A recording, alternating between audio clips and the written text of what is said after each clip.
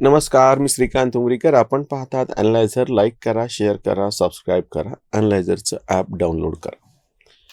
इराणवरती ज्या पद्धतीचे हमले इस्रायल आणि अमेरिकेने केलेले आहेत आणि त्याला उलटून दिलेलं इराणने पण उत्तर हे अतिशय भयानक आहे. सर्वसामान्य नागरिकांचे ज्या पद्धतीने त्याच्यामध्ये जीव जात आहेत.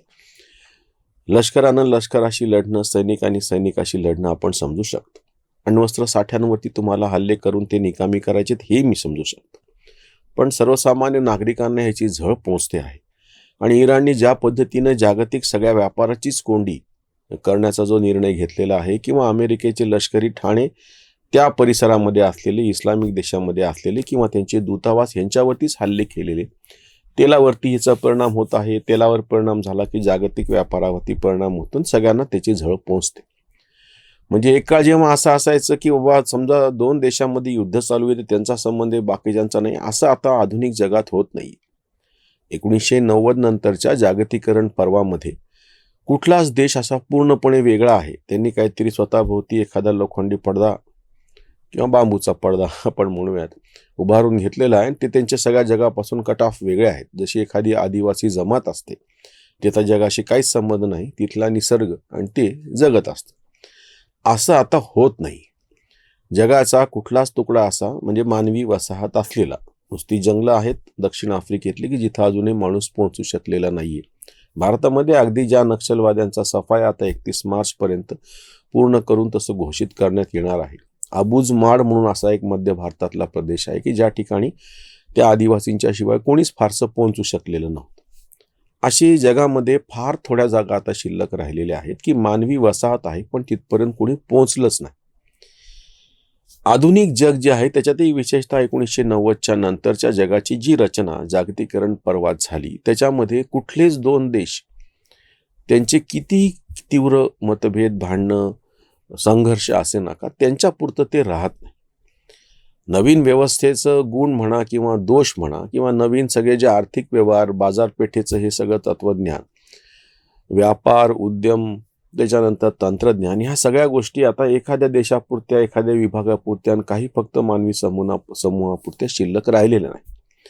त्यामुळे पहिला मुद्दा सगळ्यांनी लक्षात घ्या की आताचं जे युद्ध चालू आहे त्याचे परिणाम त्याच्या वाचून आपण कोणीही वाचू शकत नाही. आपल्यापर्यंत त्याची झळ पोचणारच कुठल्या ना कुठल्या तरी रूपामध्ये. दुसरी महत्त्वाची गोष्ट म्हणजे सगळ्यांना असं वाटतं आहे तशा भडक पद्धतीच्या बातम्या सोशल मीडियात चॅनल्सवरून रंगवल्या जातात की आता जागतिक महायुद्ध कसं पेटणार. ही फॅन्टसी वारंवार समोर आलेली. 1945ला दुसरं महायुद्ध झाल्याच्या नंतर जपानवरती ज्या पद्धतीनं अणु हल्ला झाला हिरोशिमा आणि नागासाकीवरती, आणि त्या भयानक संहाराच्या नंतर सगळ्या जगाचे डोळे उघडले. सगळ्यांना एक लक्षात आलं की माणूस माणसाच्या संहारासाठी कुठल्याही टोकाला जाऊ शकतो. मग हे जर रोखायचं असेल तर सगळ्यात पहिली गोष्ट म्हणजे ही जी वृत्ती आहे ती ठेचून काढली पाहिजे. मग ती कुठल्याही मार्गानं, ती व्यापाराच्या मार्गानं, ती माणुसकीच्या पातळीवरती, कला, क्रीडा, साहित्य, संस्कृती यांच्या निमित्ताने, किंवा राजकीय पातळीवरती काहीतरी चाणक्य नीती दाखवून म्हणा, कुठल्याही पद्धतीनं करा.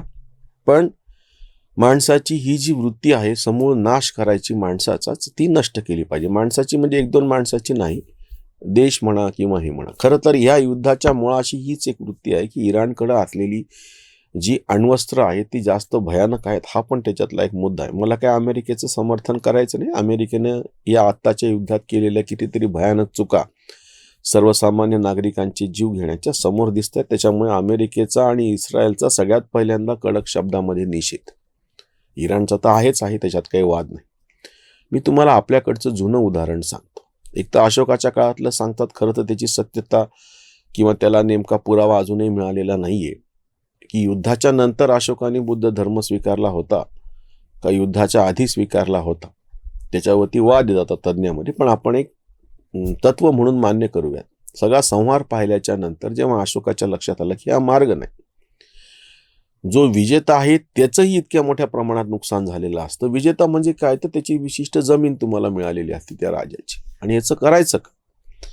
ओसाडगावच्या पाटलिके असल्यासारखं जो प्रदेश संपन्न असतो, ज्या ठिकाणी सर्वसामान्य जीवन जे असतं अतिशय चांगल्या पद्धतीनं चालू असतं, ते चालू असेल तरच लोक कर देणार, आणि लोकांनी कर दिला तर मग ते राज्याकडे तो गोळा होणार, आणि मग त्याच्यामध्ये काही म्हणजे ती दुभती गाय ठरेल तो प्रदेशाचा.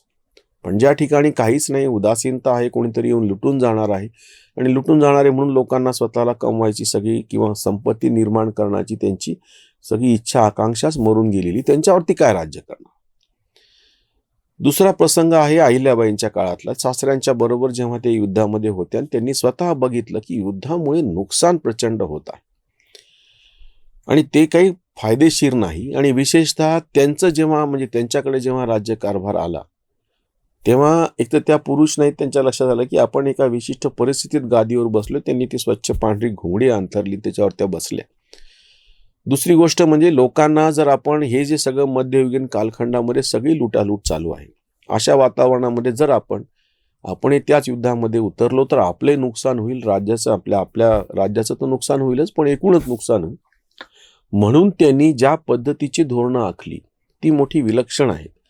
सगळीकडं घाट बांधायचे, सगळ्या मंदिरांचा जीर्णोद्धार करायचा, अन्नछत्र उघडायचे, धर्मशाळा उघडायच्या, आणि हे ज्या ठिकाणी होतं त्या ठिकाणी युद्ध किंवा संघर्ष होत नाही, त्याच्यावरती हल्ला करण्याचं दुसऱ्यांना हिंमत होत नाही. त्याच्यासाठी म्हणून त्यांनी जे प्रतीक म्हणून ते शिवलिंग त्यांच्या हातामध्ये आहे आणि दुसरा हात त्याच्यावरती झाकलेला, त्याच्यावरती बेलाचं पान, हे जी प्रतिमा ठसलेली आपल्यामध्ये, ती त्यांनी जाणीवपूर्वक तयार केलेली प्रतिमा आहे की तेव्हा त्या मध्ययुगीन कालखंडामध्ये लोकांना धर्माच्या बद्दलचं एक आदरयुक्त भीती होती, त्याचा एक दबाव होता. त्याच्या पोटी तरी का होईना, म्हणजे देवाचं ठिकाण आहे त्या ठिकाणी हल्ले करून येत या नावानं का होईना ते सगळं वाचेल म्हणून त्यांनी जागोजागची देश त्यांच्या राज्यात त्यांच्या अखत्यारीत नसलेल्या ठिकाणाचा पण जीर्णोद्धार त्यांनी केलेला.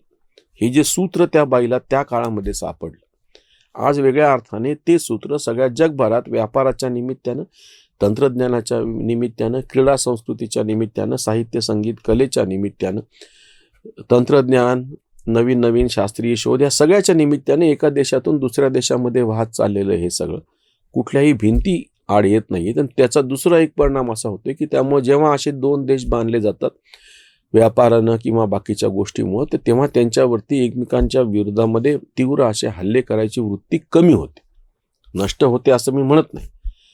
ज्ञानेश्वर माऊलींनी जे खळांची व्यंकटी सांडो आणि तया सत्कर्मी रती वाढो असं म्हटले, नष्ट हो असं म्हणलेलं नाही. त्यांनाही माहिती मानवी वृत्ती आहे, जाणार नाही.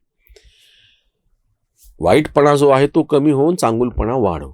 नवीन जगाची व्यवस्था 1990 नंतर हीच आहे. या आपसामध्ये व्यापार वाढो, आपसामध्ये सांस्कृतिक देवाणघेवाण वाढो, आपसामध्ये तंत्रज्ञानाची देवाणघेवाण वाढो आणि सगळं जग सुखी हो. जसं आत्ताच्याच पातळीवरती सगळ्या जगाच्या लोकांच्या तोंडाला पुरेल म्हणजे पोटाची गरज असेल तेवढं धान्य आपण निर्माण करतो. आपण म्हणजे सगळे जगातले शेतकरी, सगळ्यांना पांघरता यावेत इतके वस्त्र आज निर्माण झालेले आहेत. आणि शहरं सोडली तर प्रत्येकाच्यासाठीच निवाऱ्याची व्यवस्था करता येऊ शकते अशी शक्यता आहे. त्याच्यामुळे अन्न वस्त्र निवारांच्या पातळीवरती पहिल्या दुसऱ्या महायुद्धाच्या नंतर 45 पासून ते आत्तापर्यंत म्हणजे साधारणतः 81 वर्षामध्ये इथपर्यंत जग आलेलं आहे की जेणेकरून लोकांच्या प्राथमिक गरजा भागवण्याच्या कल आहे. आत्ताचं जे युद्ध आहे, जी खुमखुमी आहे ती थोडा काळ टिकेल, पण इतर जण जशी भीती घालतात तसं त्याचं रूपांतर जागतिक महायुद्धामध्ये होईल अशी शक्यता मात्र दिसत नाही. त्याच्यावरची उसंतवाणी. युद्धाच्या कळीची निघाली पाचर, सारे चराचर अडकले. युद्ध म्हणजे ना दोन देश फक्त, सगळ्यांना सक्त शिक्षा इथे. बरोबर चूक, कोण खरे खोटे, कपाळात गोटे सगळ्यांच्या. विद्वेषाची आग जगात पसरे, झाले का तिसरे युद्ध सुरू. शांतताच हवी, नको तिचा भास, विवेकाची कास पक्की धरा. जगास जोडते तंत्रज्ञान नवे, संस्कृतीचे हवे अधिष्ठान. कांत म्हणे थांबो, त्वरित हे युद्ध, वाट दावी बुद्ध जगताला, वाट दावी बुद्ध जगताला. बुद्धाचा जो म्हणून आपण मार्ग म्हणतो, जो शांतीचा मार्ग आहे, तो मार्ग सगळ्या जगाला व्यापार, उद्योग, सांस्कृतिक, क्रीडा, साहित्य, संगीत, तंत्रज्ञान ह्याच्याच मार्गाने आपल्याला त्याच मार्गावरून त्याच वाटेवरून जावं लागणार आहे. ह्याला दुसरा कुठलाही पर्याय नाही. शांतीचा मार्ग कुठला असं महात्मा गांधींना विचारल्याच्या नंतर महात्मा गांधी म्हणले शांती हाच मार्ग आहे, शांतीचा म्हणून काही मार्ग नाही. त्याच्यामुळे आपल्याला शांततामय मार्गानंच जावं लागणार आहे. सगळ्या जगामधल्या सगळ्या राज्यकर्त्यांची खुमखुमी युद्धाची जावो आणि सर्वसामान्य नागरिकांचं हित लक्षात ठेवून शिवाजी महाराजांनी शिवाजी महाराजांनी पुरंदरचा जेव्हा तह केला होता मिर्झाराजे जयसिंग बरोबर, कारण की पेरणी डोळ्यापुढं होती आणि तर शेतकरी आपले जे सगळे सैनिक आहेत ते शेतकरी आहेत. त्यांनी ही मृगाची पेरणी नाही केली तर वर्षभर खायला धान्य मिळणार नाही, बाकीचं सगळं राजकारण होत राहील. म्हणून महाराजांनी तातडीनं जो तह केला तो जून महिन्यातला आहे, लक्षात घ्या तुम्ही. आपले राज्यकर्ते सुजाण राहिलेले आहेत. अशोक असो, छत्रपती शिवाजी महाराज असो, अहिल्याबाई असो, ही आपल्याकडची उदाहरणं आहेत. या नवीन येत्या काळातही जगभरातल्या राज्यकर्त्यांना सुबुद्धी हो हीच अपेक्षा. इथेच थांबूया. धन्यवाद. जागृतीचा विधायक बुरुज